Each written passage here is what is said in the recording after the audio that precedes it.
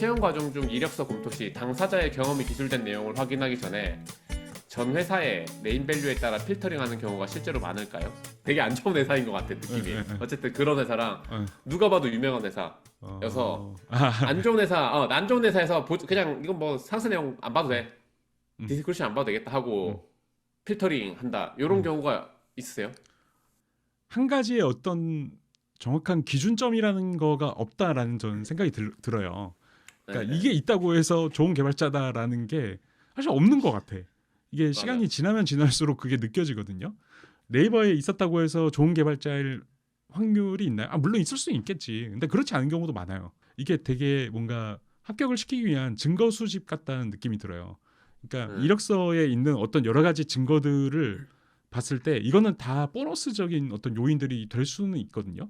근데 그거를 모아가지고 제가 이제 판단을 하는 거지. 이게 있다라고 해서 합격을 시키거나 혹은 뭐 반대 아무튼 그런 경우는 없거든요. 그러니까 어쨌거나 지원을 해줬으니까 감사해서 다 읽어는 보고요. 그런데 오히려 저 같은 경우에는 지원 회사를 필터링한다기보다도 회사 외적인 경험을 좀 더 자세히 보고, 그러니까 다 증거 수집입니다. 저는 그리고 사실 요즘 면접 경험인데 회사에서 희망퇴직이나 구조조정 당해본 경험이 있는 제품팀 분들, 개발자나 디자이너나 PM이나 음. 요 분들 면접 경험이 되게 좋더라고요. 본인이 하고 싶은 거랑 해야 하는 거랑 거기에서의 이제 어떻게 밸런스 조절해야 되는지 너무 잘 알고, 그리고 우리가 다 같이 더 잘 되려면 어떻게 했어야 될까에 대한 생각을 진짜 많이 하시게 되더라고요. 그래서 뭐 큰 회사 다닌다고 페널티 있다 이건 아니지만 큰 회사가 있다고 해서 더 어드밴티지를 주거나 그러지는 않아요, 솔직히 저는. 오히려 말씀하신 그 회고가 상당히 중요하다고 이제 생각이 듭니다. 저도 그런 거를 토대로 지원을 했던 사람은 티가 납니다. 맞아. 그래가지고 좀 좋은 것 진짜 같습니다. 회사가 잘 안 된 거는 어쨌든 뭐 구성원들의 역량이나 이런 문제로 발생하는 건 아니잖아요. 사실 너무 많은 이제 외부 요소들이 많기도 하니까. 그래서 그 회사가 되게 안 좋은 상황이 왔다라는 건 여러 가지적으로 회사에서 어쨌든 본인이 뭔가 누릴 수 있을 만한 것들을 못 누린 상황인데도 동료들과 같이 뭔가 이렇게 으쌰으쌰 하고 이런 것들이 좋아서 계속 다녔던 분들이어서 그런 분들은 진짜 좀 괜찮더라고요. 네. 언더님 밑에 바로 크로스핏님이 두 분 다 주니어 개발자 때 지금처럼 성공적인 시니어가 될 수 있을 거라는 자신감 또는 확신이 있으셨나요? 성공을 했는지 모르겠지만 아무튼 지금 이 상태로 다시 한번 올 수 있을까에 대해서 생각을 해본 적이 있다면 어떠신가요, 형로님? 저희는 어쨌든 뭐 지금은 이제 네이버로 가셨지만 범준님이라고 하는 어쨌든 CTO님을 봤기 때문에 멋있는 CTO는 이제 그런 분들이신 거고, 나름 이제 전 회사에서도 그렇고 지금 회사에서도 그렇고 좀 그래도 이제 회사 내에서 조금 좋은 평가를 받을 거라고 자신감이 있거나 확신이 있었냐면 사실 그렇지는 않고, 그때 근데 이게 호돌맨도 나랑 똑같은지 모르겠는데 호돌맨은 좀 재능충이어가지고. 아닙니다, 근데 이제 아닙니다. 네, 전혀. 어쨌든 이제 개발자 조졌다 이거 망했다. 딴 길 알아봐야겠다라고는 생각을 했는데 전혀. 네. 어쨌든 저는 이제 첫 회사 입사하고 2년 안에 인직 못하면은 이제 대구 내려가서 뭐 진짜 뭐 엄마한테서 분식집이라도 배워야 되나 막 그 생각하고 있었어가지고. 요즘은 그래도 개발자들의 소프트 스킬이 좀 그래도 이제 많이 이제 어필도 되고 장점으로 인정받지만, 사실 예전에는 또 이렇게 프로그래밍 스킬이 뛰어나신 분들이 진짜 많았고 대신 이제 소프트 스킬 되게 이제 떨어지는 그런 분들이 좀 이제 되게 많았는데, 대신에 프로그래밍 스킬이 되게 높았고 알고리즘 정말 잘 푸시고, 뭐 이게 이런 말은 좀 그렇지만 지금에서야 사실 뭐 클린 코드나 뭐 테스트 코드나 뭐 이런 것들 이야기도 좀 기체 지향도 나오고 또 이제 복잡한 문제를 푸는 거나 이런 것들에 대해서 이제 어느 정도 이제 좀 어드밴티지도 많이 주시는 편이긴 하지만, 이게 저처럼 이렇게 그 알고리즘이나 자료 구조가 그러니까 약한 친구가 조금 인정받기는 쉽지 않았던 상황이었고, 저도 그런 친구들 너무 많이 봐가지고 막 병특이어가지고 막 그런 걸 너무 잘하는 친구들 하도 많이 봐서 사실 잘한다 생각이 안 들어서 뭐 잘 됐으면 좋겠다 정도 그랬던 것 같아요. 네. 저는 그렇습니다. 뭐 첫 회사에 괴물 같은 분들이 너무 많아가지고 그치. 뭐 전혀 그렇게 생각을 안 했었고요. 오히려 자신감이 없었죠. 반대였던 것 같아요. 저는 근데 호돌맨 진짜 자신감 없었을 만 하더라고. 그 호돌맨이 자기 사수라고 소개해줬던 분 만났는데 그럴만 하더라고. 아직도 그때 당시 회사 이제 같은 동료분들 만나면 아무 얘기도 할 수 없습니다. 저는.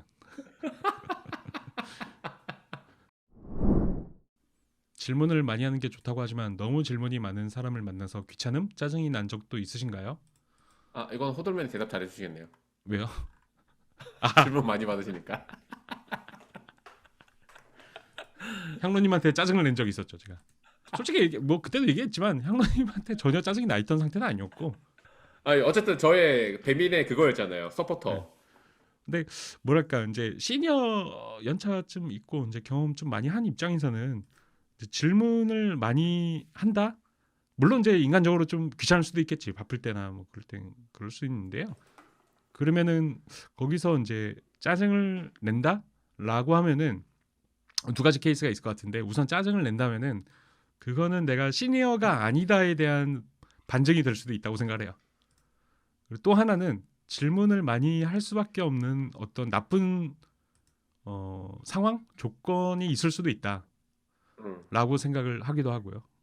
그래가지고 뭐 인간적으로 뭐 귀찮을 수도 있겠지만은 너무 막 뭐랄까 너무 기본적인 것들 막 그런 게 아닌 이상은 사실 그렇게 물어본 사람도 없고 그런 게 아닌 이상은 뭐 크게 상관이 없습니다.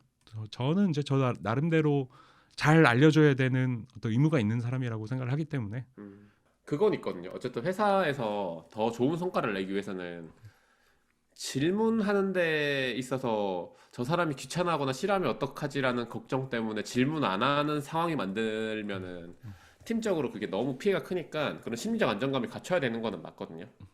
근데 이제 너무 질문이 많은 사람을 만나서 귀찮으면은 혹은 짜증이 나면은 그 사람이 질문 안 해도 되는 환경을 만들 것 같아요. 저는 이제 질문을 아무리 많이 해도 괜찮은 그런 팀 문화를 만들어요는 사실은 그렇게 선호하진 않고요. 왜냐면 뭐 그 질문이 어떤 건지 모르니까. 그런 질문을 계속 하게 만드는 거는 애초에 지금 뭔가 좀 개선해야 될 게 있지 않나? 라는 생각을 하는 편이어서 질문을 굳이 계속 안 해도 혼자서 일을 하는데 충분한 환경을 만드는 게 더 중요할 것 같아서 질문을 많이 하면 좀 그런 생각 먼저 하는 것 같아요. 근데 막 고민거리고 그래서 그 고민이 진짜 오랫동안 고민한 거고 본인 스스로도 되게 많이 이제 생각을 정리하고 여러 다양한 케이스를 다 고려하고 막 그런 케이스라서 토론 같은 질문은 괜찮은데 일을 하는 데 있어서 필요한 질문들이 너무 많으면 그러면 이제 업무 환경에 대해서 다시 한번 생각해 보는 거죠. 우리가 문서화가 너무 안 되어 있거나 그 문서화를 찾는데 되게 어렵게 되어 있거나 그런 것들을 해야 되겠죠. 근데 저는 그러니까 뭐 특히 이제 신입분들 같은 경우에 이제 좀 질문을 많이 하실 텐데 저는 신입의 그 중요한 덕목 중에 하나가 질문하는 거라고 생각을 하기 때문에 저는 중요하다고 생각을 합니다. 뭐 두 분 이력서를 보시면서 지원자가 어드민을 주로 개발하신 분 중 좋았던 사례가 있으실까요? 트래픽도 적고 회사 성장에 직접적인 성과를 내기 어려운 파트라고 생각해서 이 추운 이직 시장에서 어떤 부분을 어필을 해야 될지 잘 모르겠습니다. 요 고민하시는 분 생각보다 많더라고요. 아 그래요? 그러니까 흔히 뭐 백엔드신지 프론트엔드인지 제가 잘 모르겠지만 아마 이제 트래픽이라고 얘기하는 거 보면 백엔드라고 가정을 하고 그러면 이제 백엔드에 계신 분들은 뭐 트래픽, 실시간 트래픽, API가 뭐 분당 뭐몇 회씩 호출되는 거, 아니면 뭐 서버 확장, 요런 아니면은 이제 막 주문 시스템, 아니면은 되게 이제 뭐 광고 시스템 같이 복잡한 비즈니스 로직들 그렇게 하는 게 아니라 그리고 B2C 유저를 만나는 게 아니라 내부 구성원들만을 대상으로 한 어드민으로만 경력을 계속 채웠던 사람이라고 하면은 한 회사에서 그러면은 이제 난 이력서에 뭐 쓰지? 혹은 이제 그 채용 조건의 우대 조건 보면은 다 뭔가 B2C에서 실시간 트래픽 API를 개발해 본 사람들한테 유리한 것들이 좀 많은데. 네. 그러면은 이제 어떡하지? 이런 것들이겠죠. 저는 사실 그런 분을 만나보진 못해가지고 뭐 부정적으로 보거나 당연히 그러지는 않거든요. 왜냐하면은 어드민 시스템도 굉장히 이제 회사의 어떤 업무 프로세스라든지 서비스를 지탱하는 중요한 그런 시스템이기 때문에 그런 애플리케이션이기 때문에 절대 그렇게 보지는 않는데 근데 뭐 그런 거 있잖아요. 그러니까 되게 중요한 시스템인데 그러면은 그런 어떤 중요성을 본인이 잘 이해하고 그렇게 업무를 했는지 아닌지가 중요할 것 같아요.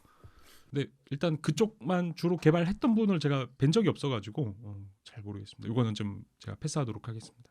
저는 사내 백오피스만 개발했던 분 저도 이제 만나본 적은 없는데 왜냐면 이제 저희는 이제 사실 저 사내 백오피스만을 전담으로 하려고 하면은 이게 사실 회사 규모가 그래도 조금은 있어야지 된다고 생각을 해서 회사 규모가 되게 작을 때야 뭐 뭐 사실 어드민 전담 팀이 어딨어. 그냥 다 하는 거지 사실. 그냥 그런 거고 사실 저희 팀은 그런 분들이 또 많이 지원을 해주셨고 개인적으로 저는 이제 만약에 그 누가 저 경력만 있다고 치면은 어쨌든 그러면 이제 고객군이 다르잖아요. 외부에 있는 고객군한테는 내가 개발로서 뭔가 기여하려고 하면은 거쳐가야 되는 단계가 많아. PM 허락도 받아야 되고 음.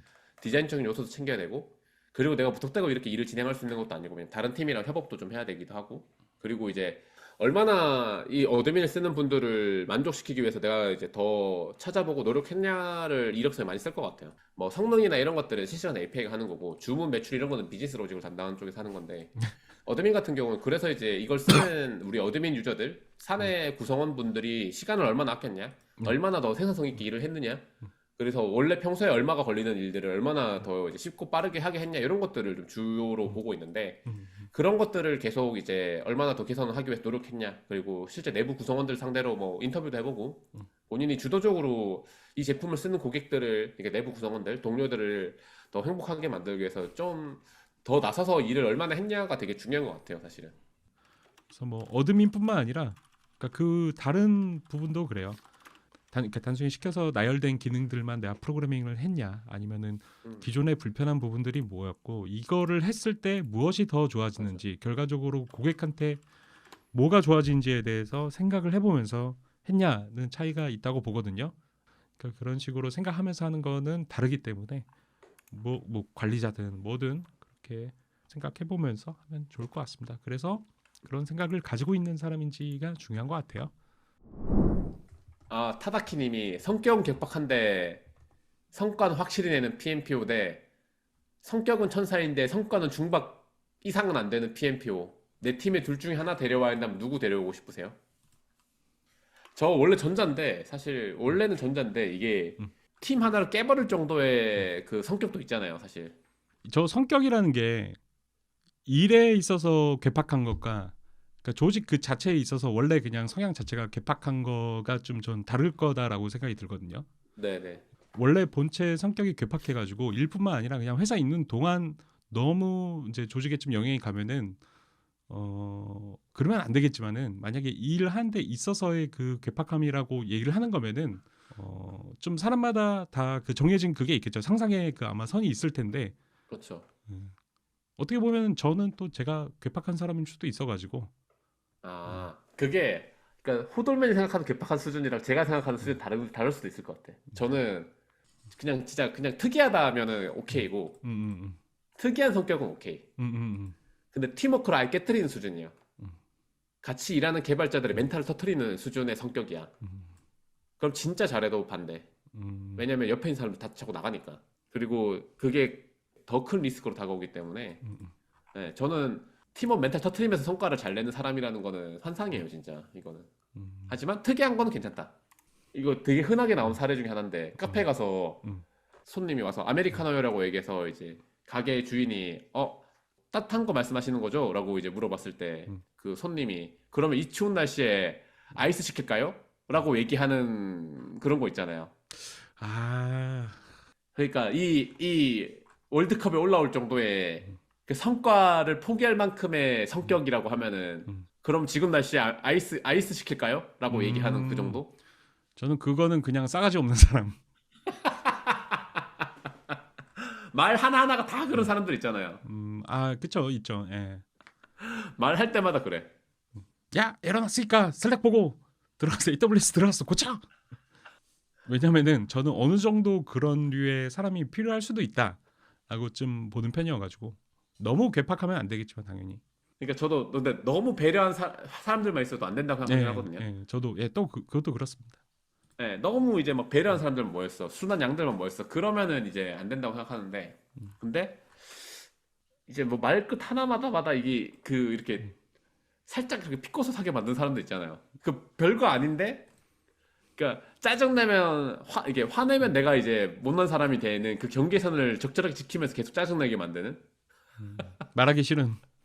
예, 이거 딱 말하기 싫어. 음, 막 이렇게 개발 이렇게 기획서 받았어. 네, 네. PM한테 기획서 받았어. 받는데 이게 기존 정책에 어긋나. 네, 그래서 네. 기획서를 들고 그럴 수 PM한테 있죠. 찾아가. 네. 근데 이거 기존에 최근에 배포했던 거라 음, 음, 이거 기획이 충돌난다. 음. 이거 고쳐야 될 것 같다. 음. 라고 얘기했더니 PM이 혹은 PO가 개발이나 잘하세요. 혹은 지난번에 개발해도 자기 낫지 않아요? 그거는 제 입장에서 이제 괴팍이 아니에요. 제 입장에서의 괴팍은 이게 왜 되는지에 대해서 고래고래 소리를 지르면서 설명해줘. 그게 제 입장에서 괴팍이고. 당연히 말하기 그렇게 싫죠. 했을 때 성과를 잘 내는 PM. 그렇게 얘기하는데 그런 류의 어떤 사람이랑은 별로 일하고 싶지가 않을 것 같아요. 아, 그쵸. 네. 네. 왜냐하면은 일을 한다라는 것 자체가 당연히 이제 결과가 중요하지만은 단순히 아웃풋만 뽑기 위함 그것 자체의 목적이 있는 건 또 아닐 수도 있거든요. 그 과정도 중요한 거기 때문에 그래서 그런 과정을 중요하게 생각하는 때가 있고 결과를 중요하게 생각하는 때가 있는데 이걸 적절한 그 밸런스를 맞춰가지고 좀 뽑아야 될 것 같아요. 그 성과만이 중요한 게 아니라 성과를 만들어가는 그 과정조차도 호돌맨은 중요하게 여기는 사람이기 때문에. 그렇죠. 이거를 회사에서 한 적이 있어요. VS를. 아, 지금 회사에서? 예, 예. 그러니까 PO 얘기는 아니었고 그냥 직원으로서 성격은 싸가지가 없어. 무서워. 근데 성과를 엄청 잘 내. 뭐든지 잘해. 그런 사람이 있고 성격은 엄청 착해. 성과는 잘 못 내었어요 그때 대상이. 잘 못 내가 그러니까 어느 정도로? 그러니까 막 엄청 막 엉망진창 이거는 아닌데 만족스럽지는 못한? 예, 만족스럽지가 못하고 그냥 시키는 일에 대해서만 어느 정도만 그냥 유지되는 선에서만 이렇게 하는 정도? 그렇게 한 적이 있었는데 사람마다 좀 갈렸습니다 이게. 회사의 어떤 촉이라면은 전자를 뽑겠다가 좀 있었어요. 그쵸. 왜냐면은 그때는 악마의 힘이라도 빌려야 되니까. 악마의 힘을 빌리고 나중에 자르자로 얘기를 했었습니다. 근데 사실 진짜 회사잖아요. 이거 솔직히 타다키님 이 질문이 말이 현실에서 불가능한 게 둘 다 안 뽑아요, 솔직히. 중박이라고 했으니까 이게 지금 채용을 할까 말까 고민하는 거지. 양극단에 있어요. 성격이 아까 얘기했던 그런 사람이야.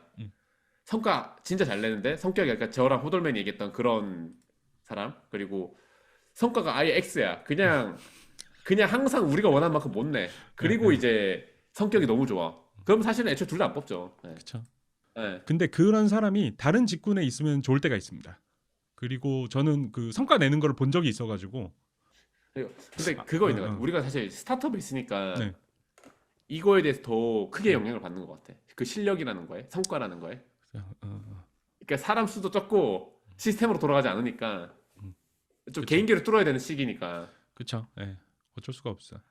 좀 그래도 이제 성격을 좀 양보해 주는데. 근데 근데 요즘 저는 이제 PMPO나 디자이너가 성격이 개팍한 거는 좀 용인해 줄 수 있을 것 같다라고 좀 생각이 좀 옅어지고 있습니다. 좀 개인기가 더 크게 드러나는 부분이라고 생각해야 되나? 그럴 수 있죠. 마케터, 디자인, 뭐 PMPO 이런 직군들이 그 한 명이 내는 파워가 되게, 그러니까 성과에 그 끼치는 영향이 또 너무 커가지고 용인해 줄 수 있는 성격의 범위가 좀 넓어진 것 같아. 그러니까 예를 들어 성격이 이만큼 이상한 거를 개발자는 참을 수 있다고 하면은 마케터나 디자이너는 한 이만큼까지는 참을 수 있다.